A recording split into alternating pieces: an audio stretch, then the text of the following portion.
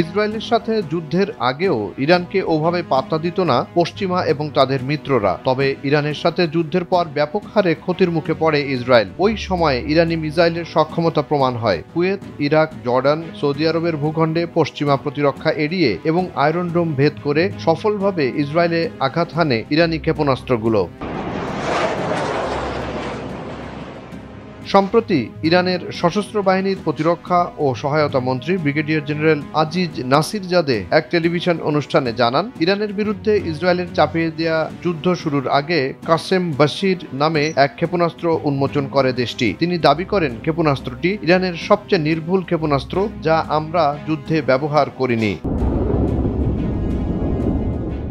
আরমান মাশরেক ওয়েবসাইটের উদ্ধৃতি দিয়ে পার্স টুডে আরও জানায়, কাসেম বাশির হল সবচেয়ে নির্ভুল ইরানি ক্ষেপণাস্ত্র। ইলেকট্রনিক যুদ্ধের বিরুদ্ধে লড়াই করতে সক্ষম 1200 কিলোমিটারেরও বেশি পাল্লার এই ক্ষেপণাস্ত্রটি উন্নত নেভিগেশন এবং থার্মাল ইমেজিং সিস্টেম দিয়ে সজ্জিত। কাসেম বাশির ক্ষেপণাস্ত্র 1200 কিলোমিটারেরও বেশি পাল্লার এবং এর লক্ষ্যভেদ অত্যন্ত নির্ভুল, অর্থাৎ কাসেম বাশির ক্ষেপণাস্ত্রের যান্ত্রিক ত্রুটি 1 মিটারেরও কম। ক্ষেপণাস্ত্রটি একটি উন্নত থার্মাল ইমেজিং অপটিক্যাল সিস্টেম দ্বারা সজ্জিত, যা সুনির্দিষ্ট লক্ষ্যবস্তু শনাক্তকরণ এবং লক্ষ্যবস্তু নির্ধারণে সক্ষম।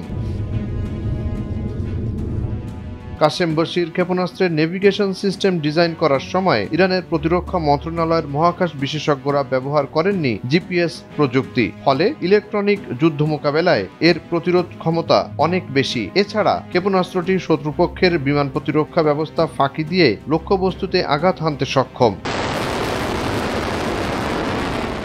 কাসেম বাশির ক্ষেপণাস্ত্রের আরেকটি সফলতার দিক হচ্ছে জ্যামিং মোকাবেলা। গুরুতর ইলেকট্রনিক জ্যামিং পরিস্থিতিতেও সফলভাবে পরীক্ষিত কাসেম বাশির। ইলেকট্রনিক যুদ্ধ মোকাবেলায় এই ক্ষেপণাস্ত্রের রয়েছে উচ্চ ক্ষমতা। ক্ষেপণাস্ত্রটির আরেক গুরুত্বপূর্ণ বৈশিষ্ট্য হল প্রধান লক্ষ্যবস্তুকে বেশ কয়েকটি গৌণ লক্ষ্যবস্তু থেকে আলাদা করার ক্ষমতা রাখে, যা এর উচ্চ নির্ভুলতার প্রমাণ করে।